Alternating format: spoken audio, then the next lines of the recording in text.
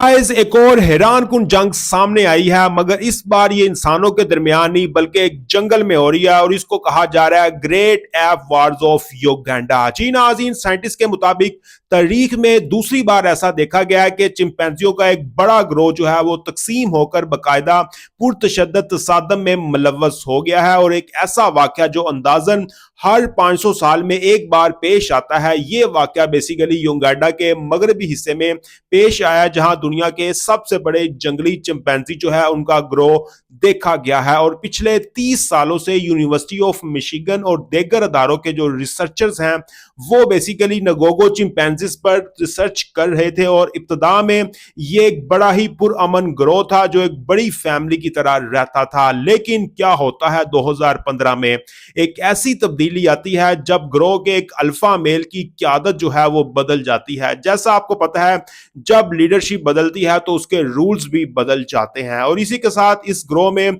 मुस्तकिल तकसीम भी शुरू होगी। फिर 2018 में इस तकसीम के 3 साल बाद मगरबी ग्रोह ने मेन ग्रोह के ऊपर हमलों का सिलसिला जारी कर दिया, जिसे बाद में great ape wars of Uganda का नाम दिया गया है। इसके बाद से कम 28 चिंपैंजी जो है वो मारे जा चुके हैं इस वार के अंदर, जिसमें 19 जो है वो कम उम्र बच्चे शामिल हैं, जिन्हें अक्सर अगवा भी किया जाता है। और रिसर्चर्स के मुताबिक ये जो हमले हैं तरतीब वाइज नहीं होते हैं बल्कि एक बाकायदा तौर पर मुनज़्ज़म होते हैं। इन्हें इज्तमाई तशद्दुद यानी कलेक्टिव वायलेंस कहा जाता है, जिसका मकसद ज्यादा से ज्यादा जो है वो नुकसान पहुंचाना होता है। और एक रिसर्चर के मुताबिक जब किसी चिंपैंजी पर हमला किया जाता है तो कई जो चिंपैंजी है तकरीबन 5 से 10 इकट्ठे होकर इसे काबू में करते हैं, मारते हैं और काटते हैं, जिससे ये तसादम नहायत शदीद और हौलनाक शक्ल इख्तियार कर जाता है।